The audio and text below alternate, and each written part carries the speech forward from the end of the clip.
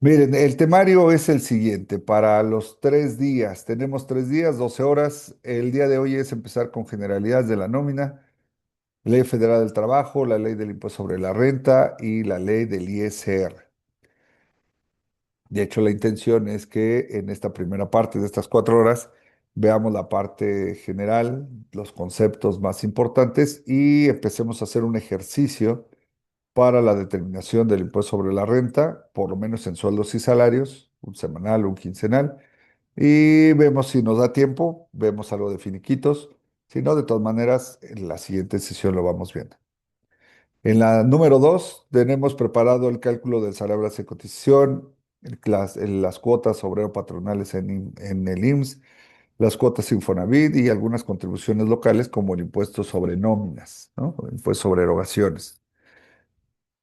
Y aquí, bueno, también tenemos incluido esta parte de el nuevo subsidio al empleo y, como decía, si abordamos el cálculo de finiquitos y una liquidación. Y para el miércoles 23 tenemos pues también pensado ver toda la parte de las aportaciones, Infonavit, contribuciones locales, pero aquí lo vamos a hacer, a diferencia del tema número 2 con un ejercicio práctico en un sistema. ¿Sí? ¿Ustedes qué sistema manejan, Brenda, Guillermo? Eh, yo personalmente nunca he manejado un sistema, pero el que visualmente he llegado a ver en algunas ocasiones es el Compaq. Y creo Ok, que es el Nomipack, me parece que es el más exacto, común, ¿no? exacto. De hecho, tenemos justamente preparado algo en Omipac, que está el NOI, que es de Aspel, que también es famoso. Son como los dos grandotes. Entonces, bueno, pues vamos a trabajar con ello el miércoles, próximo miércoles. ¿Sí? Pues muy bien, entonces arrancamos, mi estimado Julio. ¿Algún comentario? Pues primero que nada, mucho gusto. Ya, el contador, bueno, el doctor Víctor García me hizo favor de presentarme, pero mucho gusto. Vamos a estar trabajando con los temas y cálculos de nómina. Ahorita, en los siguientes temas vamos a ir viendo un poco más a fondo todo este aspecto y todo lo que incluye, que es bastante este tema sobre las nóminas, pero pues primero que nada, mucho gusto y en un momento más estaremos viendo los temas que les impartiré. Muy bien, Julio. Pues miren, creímos conveniente ver esta parte de generalidades de la nómina. De hecho, porque la palabra nómina, todos la entendemos como este proceso y cálculo de los salarios de los trabajadores, ¿no? Entonces, pues, habría que entender eso, justamente. El tema sería sueldos y salarios, ¿no? Si lo viéramos como un régimen fiscal, es el de los sueldos y salarios y asimilados a estos. O sea, no vamos a ver arrendamiento, ni actividad empresarial, ni, ¿no? Honorarios. Vamos a ver sueldos y salarios. Y el sueldo y salario, pues tiene, por su importancia, por su relevancia, pues está incluido en diferentes ordenamientos legales, ¿no? Hay que entender que este punto es fundamental tanto en la economía como en el desarrollo de una empresa, ¿no? Para algunas empresas es mucho más importante el tema de sueldos y salarios que para otras. En general siempre es importante, pero las que están más automatizadas, pues bueno, sí es importante, pero no tanto. Pero hay otras que somos intensivas en el uso de la mano de obra, ¿no? Imagínense una constructora de vivienda o nosotros, prestadores de servicios, pues es el sueldo, el salario es la parte del gasto más importante que tenemos. Entonces, pues vamos a tratar de ver cuál es la importancia de estos temas y lo vamos a ver así. Ya dijimos que algunos de los temas, pues vamos a ir en esta parte de generalidades, quiénes son los objetos del derecho del trabajo, en el del derecho del trabajo, la fe del trabajo, definición y características de la relación, algo del tipo de relaciones y su impacto en la nómina, el cálculo de tiempo extra, prestaciones obligatorias y adicionales, días de descanso, cómo se pagan y cuáles son las obligaciones, prima dominical, salario integrado, finiquitos, liquidaciones, todo eso, ¿no? Si se fijan, aquí está mezclado todo con todo, porque algunas cosas son de la Ley Federal del Trabajo, otras cosas que se hablan ahí son de la Ley del Impuesto sobre la Renta, otras cosas son de la Ley del Seguro Social. Hay otra ley, la ley del Infonavit, la ley del sistema de ahorro para el retiro, etcétera, ¿no? Hay muchas leyes y todas estas pues tratan de cuidar esta relación que existe entre un patrón y un trabajador, ¿no? En medio está el pago del sueldo y salario o del salario. Y en esta relación pues está el patrón, quien lo paga, y el trabajador, ¿no? El personal subordinado que a cambio de su tiempo y de su esfuerzo recibe un salario, como dice la Ley Federal del Trabajo. Entonces, en este tema ha habido en los últimos años, pues como les digo, una gran preocupación por parte de los gobiernos, porque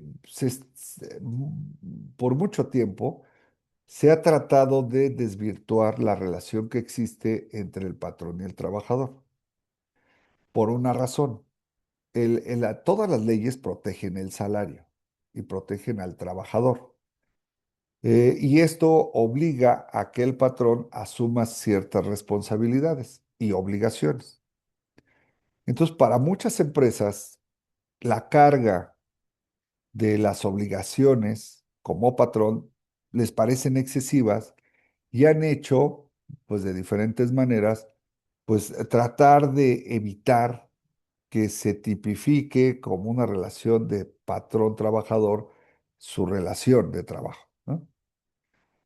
Una de estas cosas, y que lo conocemos todos, fue el outsourcing. Para desvirtuar que yo soy el patrón de un trabajador, pues mejor contrato a un tercero y que ese tercero sea su patrón del trabajador y yo simplemente soy un observador, ¿no? Esto sucedió durante mucho tiempo. Otra forma de evadir esta relación ha sido por mucho tiempo algunas empresas dicen, bueno, mira, tienes el trabajo, pero no dependes de mí. Entonces yo necesito que tú seas como un proveedor independiente, alguien por honorarios, y me des una factura. Entonces, como estamos simulando una relación de independencia, pues dame una factura y por lo tanto no habrá sueldos y salarios y por lo tanto no tendré obligaciones contigo, ¿no? Eso es lo que por mucho tiempo se ha hecho. Y pues, algunas prácticas se han quedado pues, realmente enraizadas en la cultura empresarial en México, ¿no? Bueno, pues los gobiernos de México y de todo el mundo normalmente están pendientes de esto y han hecho algunas cosas, ¿no? Por ejemplo, aquí puse esto de que fue notorio en estos últimos 5 años, pues el tema del desempleo en México, que es otro factor, pues obviamente importante, es un indicador clave del desempeño de todo el país. ¿Cuál es la tasa de empleo o la tasa de desempleo? Aquí en la época del COVID de hace 5 años, México alcanzaba casi 25% de la población desempleada, 4,7% en abril justamente de hace 5 años. 2,1 millones de personas no tenían trabajo. El desempleo en México alcanzó récord de 3,4 millones, una en 2020, según la OCDE.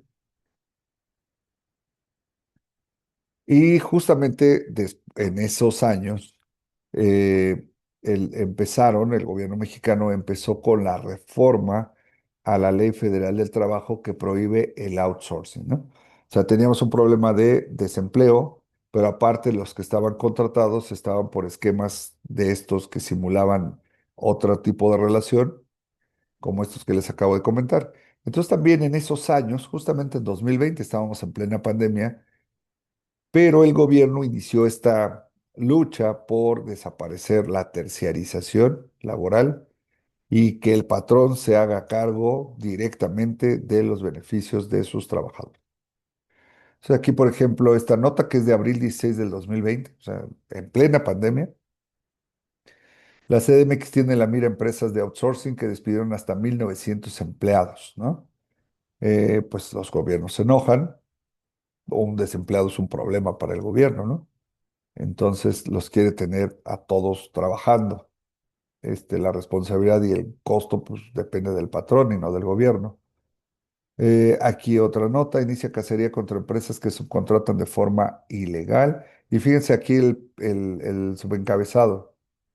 La Secretaría del Trabajo informa que la UIF, es la Unidad de Inteligencia Financiera de la Fiscalía General de la República, el IMSS, el SAT y el Infonavit conforman un grupo de trabajo para analizar las actuaciones de empresas que afectan a los empleados.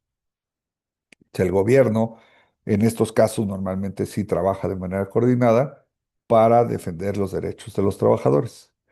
Aquí otra, advierten que empresas deberán reportar esquemas de outsourcing al SAT, ¿no?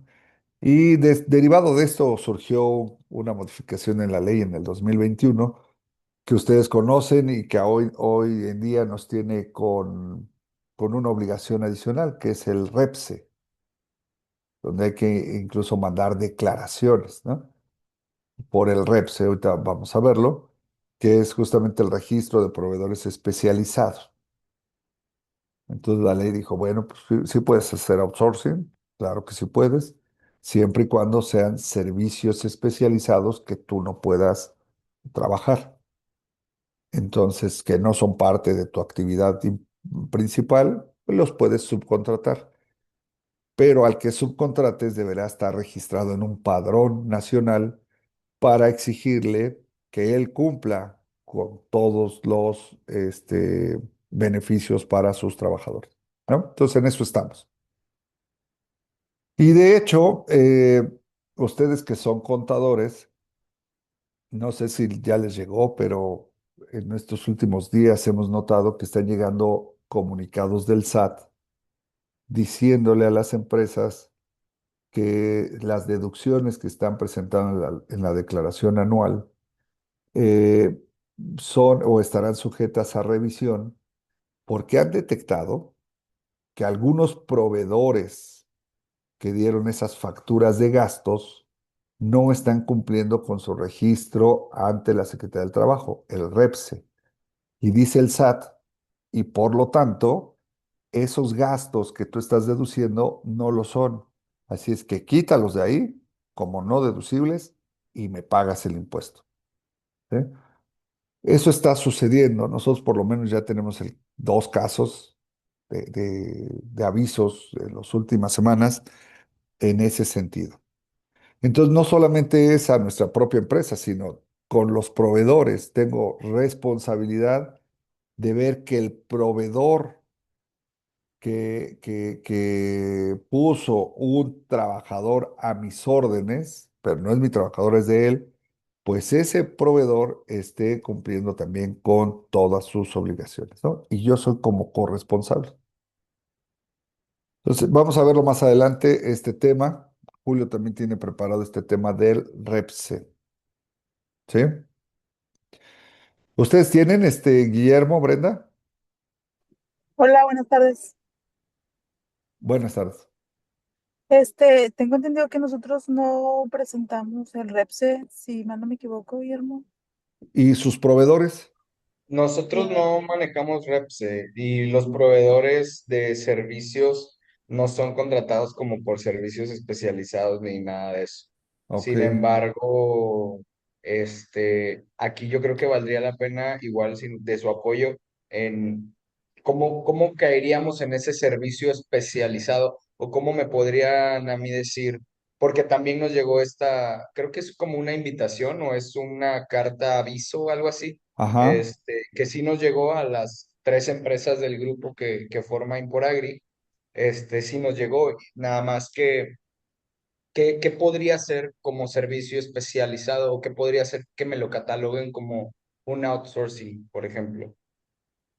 Ok, sí, fíjate que nosotros vimos en un caso, ¿verdad? Julio, que tiene que ver esto con el objeto social de ustedes primero, ¿no? Y yo les ponía un ejemplo. Si yo soy un restaurante, en mi objeto social dice que yo preparo alimentos, este, sirvo bebidas, ¿sí? Pues ese es mi objeto principal. Eh, Entonces todos los cocineros y todos los meseros pues deben de estar contratados por mí, porque a eso me dedico. Directamente son conmigo. Pero resulta que de pronto pues me llaman por teléfono y quieren de mi comida, pero a domicilio, ¿no? Los Uber Eats se van a hacer cargo. O se va a hacer cargo, pues alguien que tiene una moto y va a hacer ese servicio. Él podría estar contratado a través de un proveedor, podría ser outsourcing, porque yo no tengo eso como mi objeto, yo no tengo repartición de alimentos. Y como yo no tengo y no me dedico a repartir alimentos, yo me dedico a hacer alimentos, pero no a repartirlos. Entonces sí podría contratar a alguien más, pero ese proveedor tendría que tener su registro de proveedor especializado. Y nosotros nos tendríamos que asegurar que al motociclista le está pagando su seguro social, le está pagando sus beneficios, etcétera. ¿Sí? Así cuando el proveedor de la moto me dé su factura por servicio de pues, reparto de alimentos, pues el SAT me haga válida esa factura a mí como restaurante. Entonces, en cada empresa hay que hacer el análisis de eso. Por ejemplo, les decía que en el caso que tuvimos de un cliente, ellas se dedican a hacer como servicios para Liverpool. Hacen como diseños en las tiendas y aparadores y cosas de estos, ¿no? Entonces, ellas tienen que contratar de pronto a terceros, yeseros, plafoneros, para que vayan y hagan, pues ahí los estantes y todo, ¿no? En las tiendas. Y uno de ellos les facturó como servicios de adaptaciones de yeso y plafón. Entonces, esa persona debería de estar registrada y al parecer no están registrados. Entonces, el SAT sí puede cuestionar la deducción de ese servicio, ¿sí? Porque ellas sí tienen en su objeto social, esta empresa, que hacen eso. Y cómo no puede ser que lo contrates con un tercero, ¿no? Si se parece mucho a lo que tú haces. Entonces hay que desvirtuar que no es exactamente parte de mi objeto social. ¿Sí? Eh, Por ejemplo, aquí sí, tengo una duda. Pudiera llegar a pasar.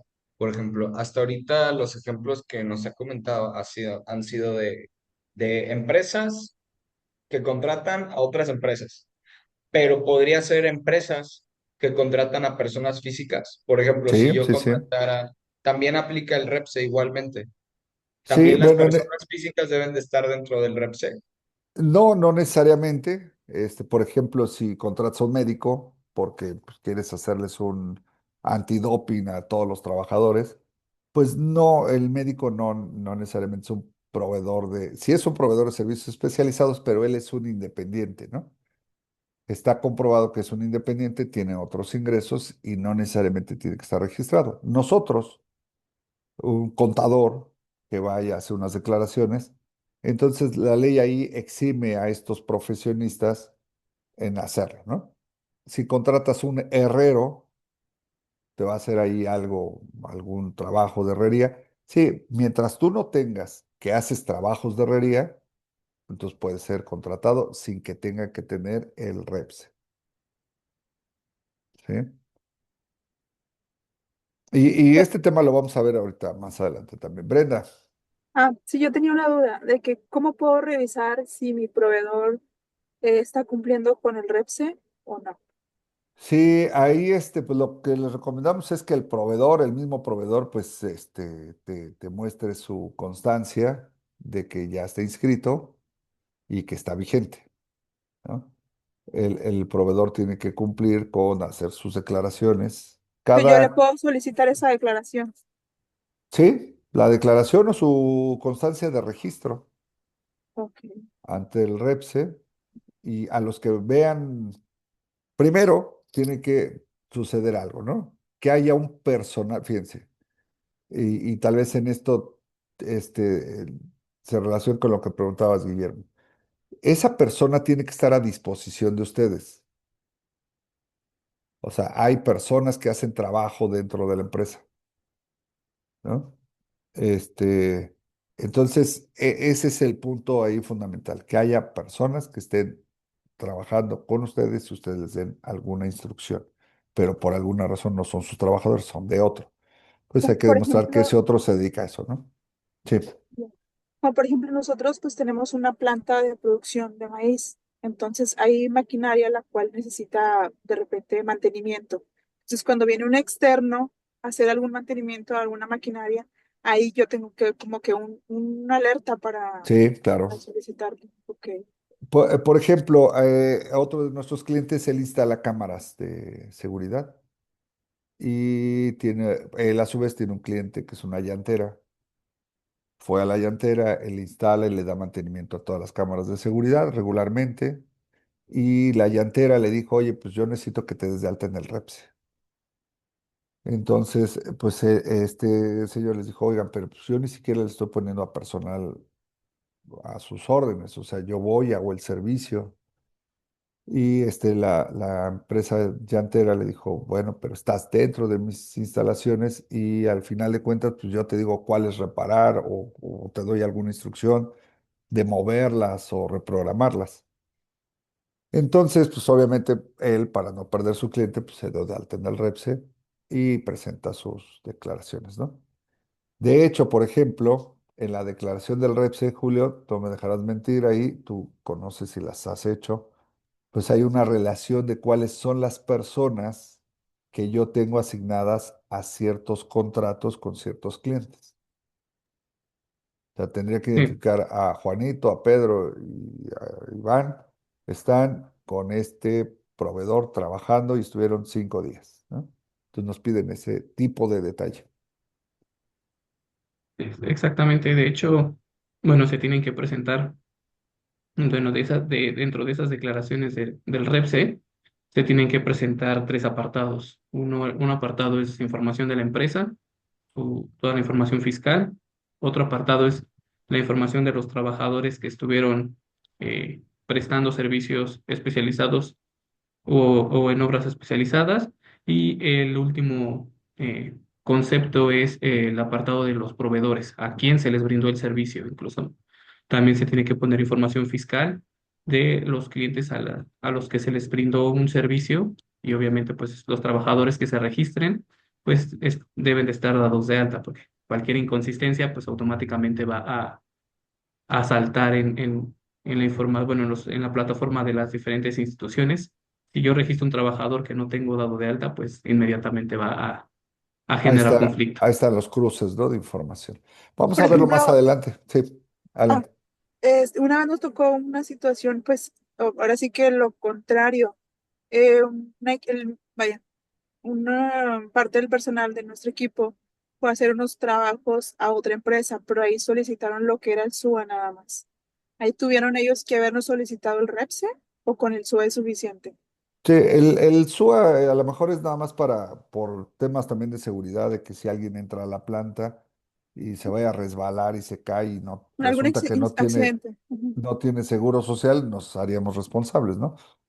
Es para eso. El tema del registro del proveedor, pues sería así pues vino una persona o nosotros mandamos a una persona, como en este caso, y el cliente de nosotros le iba a dar instrucciones y iba a quedar ahí con él para hacer ciertas actividades. En ese caso, nosotros tendremos que tener REPSE, ¿sí? El registro. Ok, muy bien. Pero Entonces, todos sabemos, en el mundo empresarial, pues hay a veces que pues, de manera esporádica pues, se puede requerir algún tipo de servicio, de apoyo, y no, eso no necesariamente plantea un servicio ordinario que se le preste a alguien en particular, ¿no? Puede ser algo pues, esporádico a veces. Sí, Guillermo, Por ejemplo, creo que en su mayoría el si entra o no entra en cuanto a Repse depende mucho de a lo que te dediques tú, ¿no? Por correcto. ejemplo, creo que anteriormente Brenda ya nos hizo un comentario. Nosotros tenemos una planta procesadora de maíz Lo que prácticamente hace la planta es el grano de maíz pasa por un proceso y se hace hojuela, ¿no? Como su carita, ¿verdad? Que al final se vende, es producto terminado. Esta maquinaria pues requiere mantenimientos, digámoslo, mensualmente, semestralmente y anualmente diferentes tipos de mantenimientos, los cuales nosotros vamos con un proveedor y, oye, me toca mantenimiento de caldera, oye, me toca mantenimiento de rodillos, oye, me toca mantenimiento de elevador. Todo esto, la pregunta ahora de mi parte es, yo debería de estarle pidiendo Repse al personal que llega a hacer un trabajo en específico, o sea, que llega a que, oye, repárame esto porque se rompió, o tengo una fuga en la caldera, repáramela. O sea, es un trabajo en específico, no es como que esté el personal Claro, de esta otra empresa en la planta viendo a ver qué pasa para repararlo, sino claro, llegan específicamente a reparar la caldera, a darle mantenimiento a los rodillos, a darle mantenimiento al elevador, que si hay que hacer mantenimiento en tolvas, etcétera, etcétera, es un trabajo en específico por el que llegas, lo haces y te vas. exacto. ¿Es Sí, sí, sí. considerado en este caso como Repse o solamente como un Sí, servicio normal, yo básicamente? considero que sí. Primero, partir de que ustedes, la planta, dentro del objeto social del acta constitutiva, pues obviamente no hay ninguna clausulita que diga que ustedes también se dedican a hacer el mantenimiento de sus instalaciones, ¿no? Acuérdense que hace unos años, cuando se creaba una empresa, pues se ponían 3 o 4 páginas de objeto social, por si las dudas, ¿no? Entonces yo voy a producir hojuelas de maíz, pero también las voy a distribuir, pero también puedo dar hasta capacitación a mis competidores, puedo hacer un montón de cosas, ¿no? Era muy, muy común, ¿no? Entonces llenamos 4 páginas ahí de objeto social y buena parte era eso, ¿no? El servicio, reparación a las instalaciones, arrendamiento de inmuebles. O sea, primero hay que ver que ninguno de estos servicios esté como parte del objeto social. Si hubiera algo dentro del objeto social, ni siquiera podrían contratar a un tercero. No, no se puede. Tendrían que contratar al propio mecánico, ¿sí? La propia persona que repara la caldera, tendría que haber una persona ahí de mantenimiento de calderas, como parte de la nómina. Pero si no está esa parte, sí los pueden contratar. Y en este caso, como va a haber personal dentro de las instalaciones, pues ahí sí se requeriría que tuvieran su registro, el proveedor, ¿no? Bueno, y luego, por ejemplo, ya se lo solicitamos y yo como, o sea, ¿yo qué hago para decir, este proveedor sí me entregó el REPSE, etcétera, etcétera? Sí, yo creo que hay que hacer un checklist ahí muy sencillo, que sería primero la constancia de inscripción y de aceptación del proveedor en el REPSE, hacerle su expediente, ¿no? Ok. Entonces está el proveedor, hacerle su constancia, pedirle que nos mande las declaraciones que realiza durante el año y si hubiera algún cambio, dio de baja o no cumple con sus declaraciones, lo van a dar de baja. Entonces es un tema complicado porque yo tendría que estar siendo responsable de que él cumpla, ¿no? Sí, claro. Eso es lo complicado hoy día, ¿no?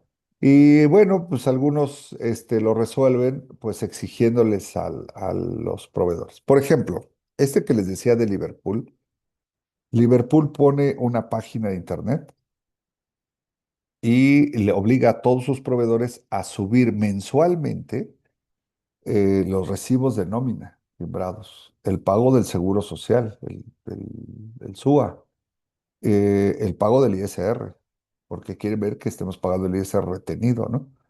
Las declaraciones del REPSE. Y todo esto lo hacen en su portal. Entonces, Liverpool tiene pues el control completo. Si falta algún dato de esos, bloquean al proveedor. Y entonces, pues también, si está bloqueado, tampoco los pagos pueden salir.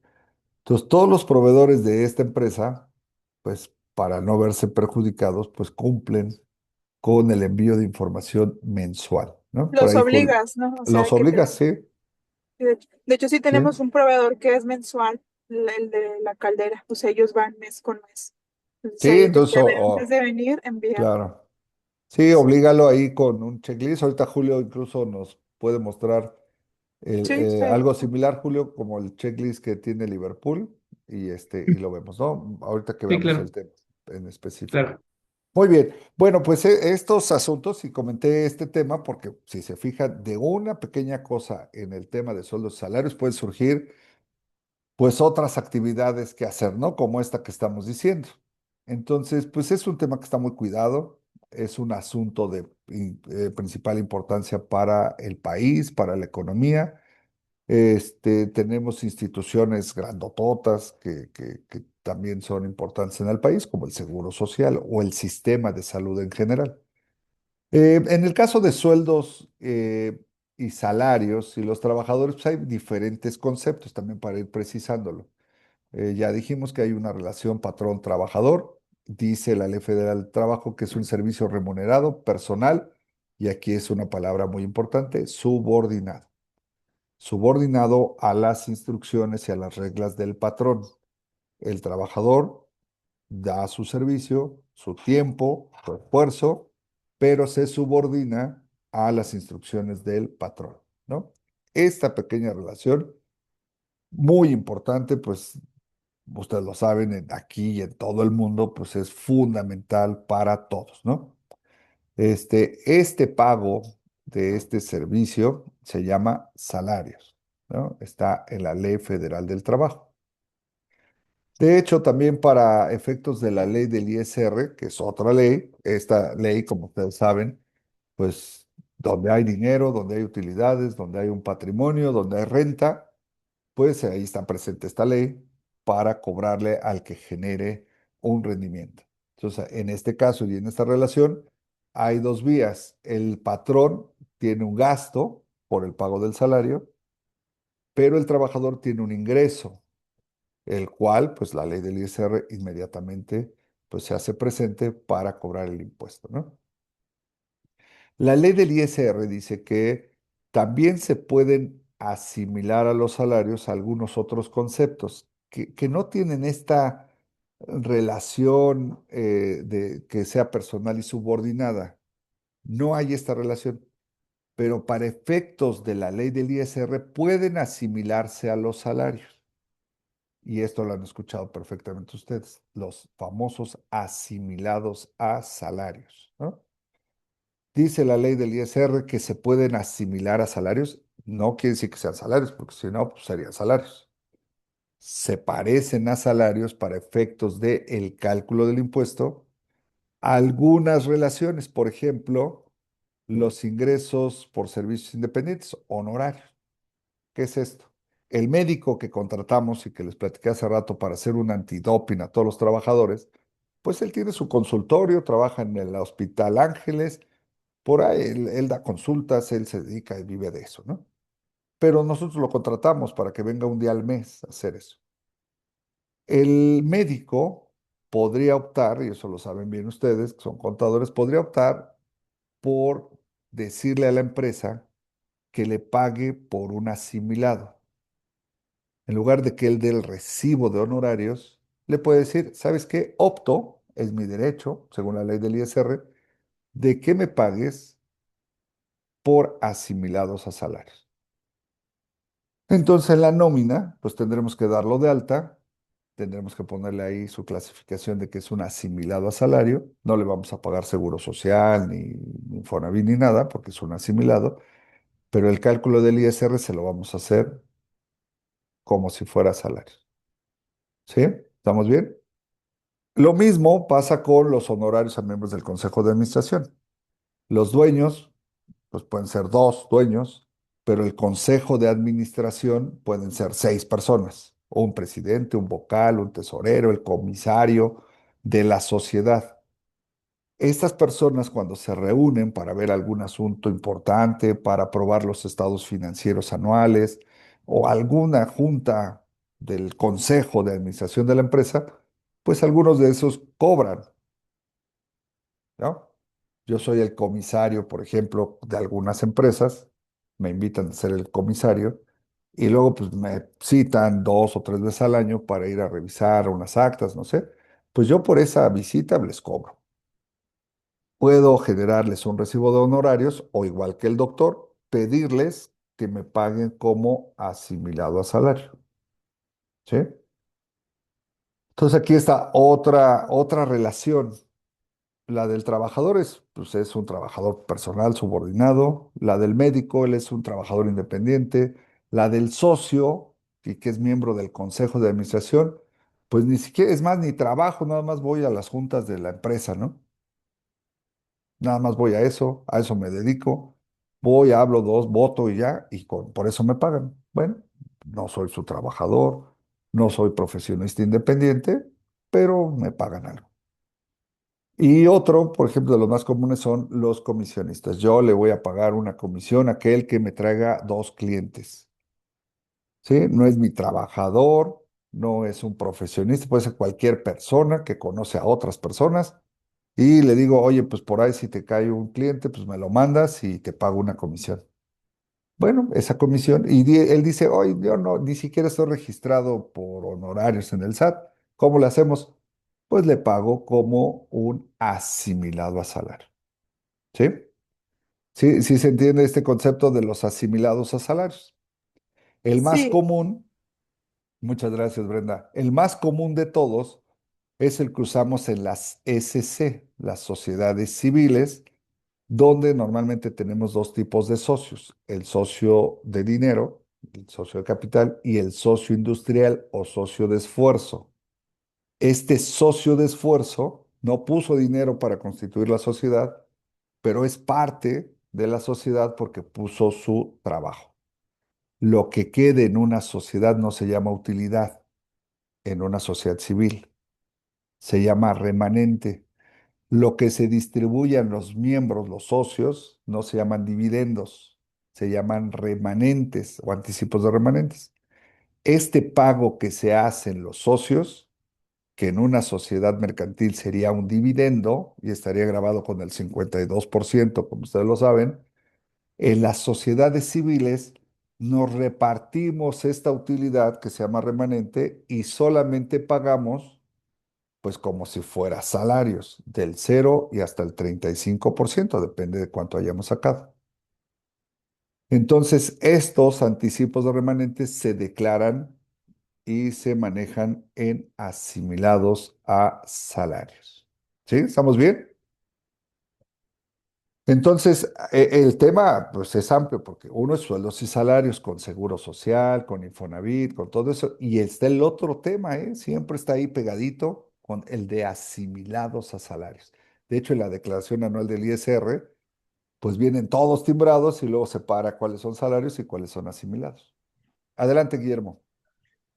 En sociedades civiles, por ejemplo, eh, mm, voy a poner un ejemplo, un despacho de abogados, un despacho de contadores o una clínica en la que los doctores son socios, por ejemplo. ¿Correcto?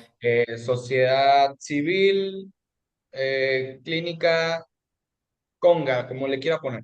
Ujú. Eh, ¿Cómo funciona esta parte en la que, pues, ajá, la clínica emite una factura y de todo el ingreso menos los gastos queda un remanente, como bien lo dijo, que se, pues, llamaría utilidad, Utilidad. y ese Ajá. se divide y tiene que ser, no sé si hay alguna restricción para que sea equitativamente pareja para todos o si puede haber como tanto para ti, tanto para ti, tanto para ti, tanto para ti, y en base a qué se haría, y luego cómo graba impuesto, cómo paga estos doctores, estos abogados, estos contadores, cómo pagarían los impuestos, si bien lo dice como asimilados a salarios, pero así tal cual se hace retención hasta el 35% y ya no al 52% como en una empresa. Exacto. Exacto, sí, sí, sí. ¿Cómo se hace? Pues Guillermo y yo vamos a crear una empresa de consultoría. Entonces, Guillermo, tú vas a poner el dinero y yo voy a poner el trabajo, ¿no? Entonces somos socios en una SC. Acuérdense que la SC, Sociedad Civil, está en el Código Civil. El Código Civil del Estado de Nuevo León debe de tener ahí un apartado donde hable de las sociedades civiles. La sociedad anónima está en otra ley que se llama Ley General de Sociedades Mercantiles. Entonces son distintas, ¿no? Entonces las SC sí pueden perseguir un beneficio, pero no especulación comercial. Por lo tanto, no vendemos cosas, damos servicios, ¿no? Hasta ahí es la SC, ¿no? De hecho, yo siempre les digo, ¿no? La SC está en el Código Civil, donde está la sociedad, otra sociedad, conyugal. Ahí está, en la sociedad civil. La herencia, la donación, el, las herencias, ¿no? ¿Cómo se llaman? La adopción, el noviazgo, están en el Código Civil. Entonces no tiene nada que ver con una empresa, aunque somos y funcionamos como tal. Entonces, Guillermo y yo creamos una sociedad, nos llamamos asociados, no accionistas, porque no hay acciones, hay partes sociales. Y nos ponemos a trabajar, Guillermo, ¿cómo queremos repartirnos? Tú 40 y yo 60, o yo 40 y tú 60, como queramos. ¿Sí? Y es más, vamos a contratar a Julio, porque él sabe de otros aspectos, y Julio que venga y a él le vamos a dar el 10%. Entonces, ¿cómo se distribuyen? Pues como lo determine la sociedad. ¿Cuánto? Pues no sabemos, porque no sabemos cuánto vamos a ganar este mes y cuánto el otro, y cuánto el otro. Entonces, en la medida en que tengamos utilidades, nos haremos el reparto. ¿Sí? De hecho, en el acta de asamblea le podemos decir que los socios acordarán el monto de los remanentes que les van a ser entregados. Y ya. Entonces llega el primer mes, cobramos 100,000 pesos. Entonces le vamos a mandar 50,000 pesos a Guillermo, 10,000 pesos a Julio y yo 40,000. ¿Vale? Entonces, ¿cómo lo hacemos esto? Pues nos metemos a la nómina de la SC, nos mete la nómina, calcula el ISR como si fuera salarios, artículo 96 de la ley del ISR, y listo, nos retiene nuestro impuesto y ya. Esto es independiente a que yo tenga trabajo como profesor, Julio tenga un trabajo en una empresa, esto es independiente, ¿no? Entonces tendremos ese ingreso. ¿Sale? Todos los despachos de contadores, y como bien lo dices, Guillermo, pues normalmente somos SC, las clínicas de médicos también son SC, los abogados son SC. Entonces, este es el tema. Y la otra, un beneficio, y digo, al margen de todo esto, el beneficio para la SC es que cuando calcula su pago provisional, ¿se acuerdan que el pago provisional es ingreso por coeficiente de utilidad, utilidad fiscal estimada, menos pérdidas, menos PTU? Bueno, la CCC también tenemos la posibilidad de disminuir el anticipo de remanente distribuido. De tal manera, fíjense, en el mes de abril o de marzo ganamos 100, menos anticipos distribuidos 100, base fiscal para el pago provisional 0. Pues no vamos a pagar nada en la SC, porque toda la utilidad no la vamos a llevar. ¿Sí? De hecho, este asunto justamente derivó en los outsourcing. Normalmente un grupo empresarial tenía una SC y esa SC tenía a los trabajadores o por lo menos a los directivos. Y luego esa SC le facturaba a la empresa principal, le facturaba servicios de administración estratégica, le facturaba. La principal deducía una factura, pero el salario de los directores estaba en la SC, pero no era salario como tal por una razón. El director de finanzas, pues dijo que a él no le interesaba nada el seguro social, porque además nunca se iba a ir a parar a una clínica del IMSS, así es que ¿para qué gastaban en seguro social? Mejor que se lo paguen a él y él que se compre su seguro de vida o de gastos médicos. Entonces en la SC perfectamente puede estar como socio, se le da su anticipo de remanente, no se le da seguro social porque socio no es subordinado. Guillermo no es subordinado a mí, ni yo a Guillermo, ni Julio a mí, ni Julio a Guillermo, ni nadie. somos socios, no somos subordinados. Entonces, como somos socios, no podemos tener seguro social, ¿no? En ese carácter, ¿eh? En el carácter porque sí podemos tener seguro social, pero es otro tema. ¿Sí? ¿Estamos bien? Bueno, esta es una estrategia, la estrategia Sí, todo básica bien. que hacían las empresas. Adelante, Brenda. No, decía que sí, todo bien. Muy bien. Miren, entonces vamos a continuar. Ahorita parte de estos temas los vamos a ir tocando. Entonces estamos con el tema de los sueldos otra vez.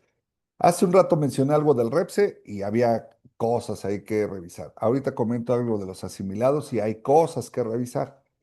Por eso les digo que este tema es profundo, es amplio, es complejo y es importante siempre que tengamos pues, los elementos fundamentales. Miren, aquí está y lo puse en este pequeño esquema. Sueldos y salarios, más o menos para que tengamos una idea, la Ley Federal del Trabajo, pues de ahí parte todo. Bueno, la Constitución, obviamente, la Constitución Política de los Estados Unidos Mexicanos, pero en la Ley Federal del Trabajo, pues tenemos ahí todo lo que tiene que ver con relaciones individuales de trabajo, condiciones de trabajo, derechos y obligaciones tanto para el patrón y el trabajador, y las relaciones colectivas de trabajo cuando tenemos sindicatos, ¿no?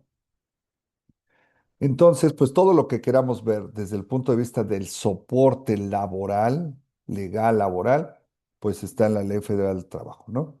Y aquí también es importante porque se perfila también el tema de la nómina. Por ejemplo, si hay contratos por tiempo determinado, ¿qué tenemos que hacer? Si hay contratos por tiempo indeterminado, si hay contratos por obra específica, si hay contratos por medios tiempos, para aprendices. ¿Sí? Entonces, la Ley Federal del Trabajo, pues, establece eso, establece también las obligaciones para cada uno, y luego las otras leyes, pues, tratan de tomar estas situaciones, pues, para ajustarse y reaccionar al respecto, ¿no? Por ejemplo, uno de ellos es las horas extras. La Ley Federal de Trabajo dice que nadie debería de trabajar más de 3 horas en un día, 3 horas extras, ¿no? Eso dice. Y bueno, pues la ley del ISR dice, bueno, pues qué bueno, si las trabaja, pues que le paguen. Y el ISR dice, bueno, pues si le van a pagar, ya trabajó más, pues sería injusto que trabaje más y le quitemos más impuesto. Entonces vamos a darle una exención a esas horas, ¿sí? Pero ¿qué Justo tal que nos, trabajó 4 horas, ¿no? No tres, cuatro, ya se pasó de una. Sí, sí, Brenda. justo nos tocó un caso ahorita, ayer, donde un empleado reportaba, creo que eran más de, ¿cuántas horas eran, Guillermo? No recuerdo. Eran más de 9, una cosa así. Bueno, el punto era que no sabía yo hasta qué límite eran exentas y cuándo sí graban, etcétera. Y el despacho que nos está llevando por ahí la nómina, la verdad es que nos revolvió mucho con el tema. Y luego nos planteó una situación de que no, es que ya excedió, ya graban, pero hay que presentar un aviso al IMSS. Y luego no, una corrección, no se va a presentar el aviso, simplemente hicimos un ajuste en el salario. Entonces ahí fue donde, a ver, ¿está bien lo que está haciendo o no Ok. está bien lo que está haciendo? Tuvimos esa situación. Sí, sí, sí. Es lo que les digo, o sea, la Ley Federal del Trabajo dice una cosa y luego para las otras leyes tratamos de adaptarla. Por ejemplo, en este caso ahorita vamos a hacer un ejercicio y donde quede claro este tema.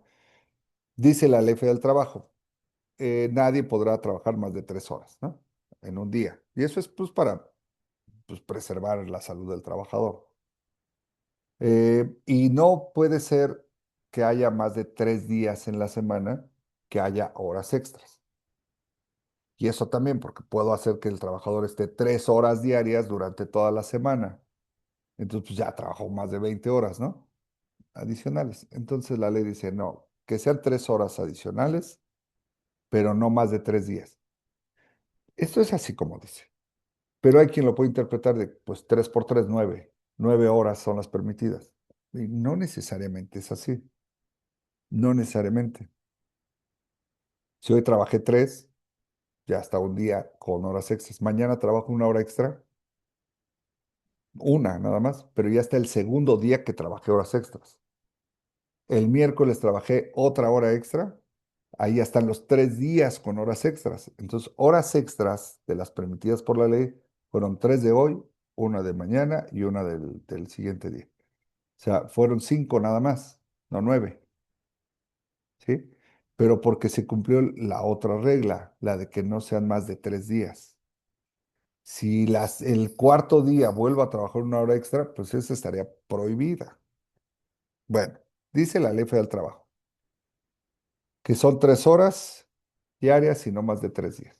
Bueno, y el siguiente artículo, ahorita les ponemos el fundamento, dice, pero si trabaja adicionales a esto, pues que se las paguen con el 200% de su salario, dice la ley, y dice la Ley Federal del Trabajo. Esto sin eximir la responsabilidad que tiene el patrón de haber hecho malas cosas, porque ya hizo trabajar más horas a ese trabajador. Eso no se permite. Te voy a multar. Si te cacho, te voy a multar. Entonces, hoy trabajó 4 horas extras. Dice la ley, págale las 3 primeras con el 100%. Y si te pasas, pues págaselas con el 200, pero el que te pases no significa que estés bien. O sea, ya te pasaste, ya págaselas, pero eso no te exime a que yo te multe, porque estás incumpliendo los topes, ¿no? ¿Cuánto es exento? Pues de las permitidas por la ley, dice el artículo primero de la fracción primera del artículo 93, que estarán exentas hasta el 50% de las permitidas, ¿no? Siempre y cuando eso no rebase 5 UMAS. Lo vamos a ver enseguida con un ejercicio para que quede claro, ¿sí? Pero es uno de los casos que hay. O sea, así sencillo, ese puede ser uno que genere controversia. Justamente la ley del ISR lo que va a decir es cómo se deducen los salarios para el patrón y cómo se configuran los ingresos para el trabajador, ¿no? Entonces decíamos, obviamente es la ley fiscal y pues va a tratar de que la empresa tenga pues el ingreso más alto pues para pagar más impuestos. Entonces las leyes y las reglas están hechas para que la deducción de los salarios sea compleja, ¿no? Por ejemplo, le voy a pagar despensa a mi trabajador. Para hacer deducible la despensa, pues tengo que cumplir con diferentes requisitos. Uno de ellos es el de las tarjetas, ¿no? ¿Sí? Si le pago, ¿qué más? Aguinaldo a mi trabajador y está exento, pues la ley del ISR dice, la parte exenta del trabajador no la deduzcas completamente. Solo deduce una parte, el 53%. Entonces, estas reglas son muy, pues específicas hacia el pago del impuesto, ¿no? Entonces, aquí ya llevamos dos que tenemos que ver de manera armónica. ¿Cuáles son grabados, cuáles son exentos y cómo se calcula el impuesto? Artículo 96 de la ley del ISR y el 93, donde vamos a ver cuáles son los exentos.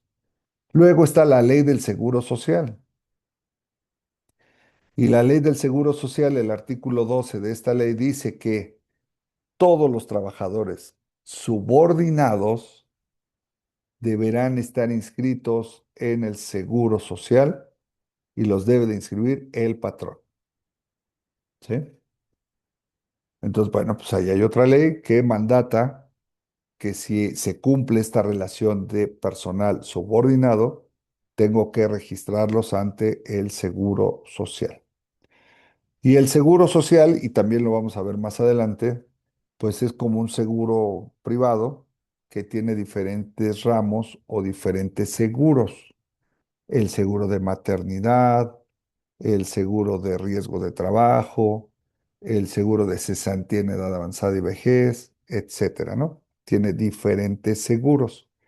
Esta ley nos indica cómo tenemos que hacer el cálculo de las aportaciones que tendrá que pagar el patrón. ¿Sí? No es lo mismo pagar el seguro de un Jetta que de una camioneta BMW. Entonces, son distintos precios, pues distinto cuesta la prima de seguro, ¿no? Con los trabajadores sucede lo mismo. ¿Cuánto hay que pagar de seguro social? Pues depende cuánto ganes. Entre más ganes, pues más vas a pagar seguro social, ¿no? ¿Cuántas prestaciones te den? Entre más prestaciones, pues más pago va a ser de la prima, ¿no? Y esto muy sencillo, porque cuando haya una indemnización de parte del Seguro Social, pues se va a tasar de acuerdo a esos salarios, ¿no? Y a esas prestaciones. Entonces aquí tenemos ley del Seguro Social y ustedes perfectamente saben que aquí no hay que meternos con el seguro porque son rudos, ¿no?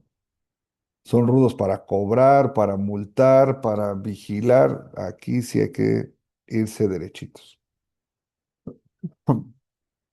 Entonces, bueno, pues hay que calcular las cuotas, tanto las del patrón y el trabajador tiene cierta participación, las cuotas obreras. Entonces, vamos a ver cómo se determina.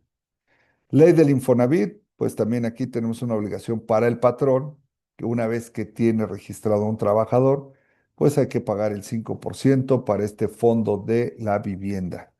Y luego tenemos otro impuesto, que es el 2%, otra aportación, se llama, no es un impuesto teóricamente, que nos obliga a aportar al patrón el 2% del salario del trabajador en el sistema de ahorro para el retiro, ¿no?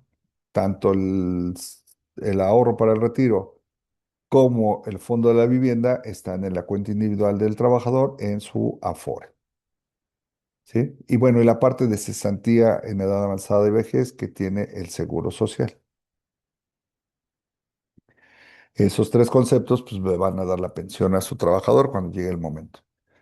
Bueno, este tipo de cosas es importante para ubicar qué vamos a trabajar, ¿sí? El día de hoy vamos a empezar a trabajar con un poco del F del trabajo, lo que hemos visto, y la ley del ISR. ¿Cómo se tratan estos sueldos para ley del ISR? La idea es que la siguiente sesión, aquí con el licenciado Julio Montiel, pues revisen la ley del Seguro Social y donde abarca también estas otras aportaciones como Infonavit y el ahorro para el retiro. ¿Sí? Entonces por ahí vamos a estar con estos asuntos más lo que se vaya presentando. Muy bien. Aquí decíamos conceptos de salarios. Salarios hay varios: salario nominal, salario diario, salario neto, salario bruto. Ahí la gente le pone el adjetivo a la palabra, ¿no? Para las leyes hay básicamente dos. Uno que se llama salario diario integrado, que se menciona en la Ley Federal de Trabajo y dice que son todos los pagos en especie o en dinero, ¿sí? El salario de un trabajador incluye también algunos otros beneficios que no son monetarios, pero son parte de su retribución. Eh, también la Ley Federal del Trabajo dice que aparte de todo lo que se le paga aparte de dinero, hay prestaciones que son básicas, que son fundamentales, que hoy día son las siguientes, ¿no? Por un primer año, las vacaciones son de 12 días, acuérdense que esto cambió hace un par de años, eran 6 días, se duplicó, ahora son 12. La prima vacacional del 25%, pues ya los diputados por ahí ya están trabajando para incrementar esta prima vacacional. Y que el aguinaldo también de 15 días, que es actualmente, pues se pase hasta 30, ¿no? Pues los diputados piden, al fin ellos no pagan. Ellos hacen las leyes y los que pagan son los patrones. Entonces, por lo menos, el salario de un trabajador se integra además de su salario de estas prestaciones, de vacaciones, de prima vacacional y de un aguinaldo. ¿Sí? Enseguida Julio les va a mostrar cómo se calcula esto para efectos de sacar el factor de integración. Otro salario que se menciona en las leyes es el salario base de cotización, el SBC, salario base de cotización, y este se menciona en la ley del Seguro Social, ¿sí? Y dice lo mismo que la Federal del Trabajo, todos los pagos en especie o en dinero. Entonces se parecen mucho el salario diario que se maneja para la Federal del Trabajo y el salario base de cotización. Son similares. Cada una de las leyes dice exactamente qué conceptos se integran a ese salario y cuáles no, ¿sí? Entonces, la propia ley del Seguro Social dice, por ejemplo, la despensa que le pagues a tu trabajador será parte del salario base de cotización hasta cierta cantidad, ¿sí? Entonces, bueno, pues hay que hacer el cálculo para saber cuál es el salario base de cotización con el que, como su nombre lo indica, pues vamos a hacer las aportaciones al Seguro Social. No es otra cosa, ¿sí? ¿Vamos bien? Sí, muchas Perfecto. gracias. Aquí fíjense y esto siempre lo ponemos aquí porque hay una como confusión, a veces le decimos diario integrado a todo, a veces le decimos así al del Seguro Social, a veces los formatos que se llenan viene especificado como integración. Entonces, integración simplemente se refiere a que todas las prestaciones se sumen al salario nominal del trabajador y con ciertas reglas, pues se determine este salario diario integrado o base de cotización. Son dos leyes diferentes. ¿Sí? Muy bien.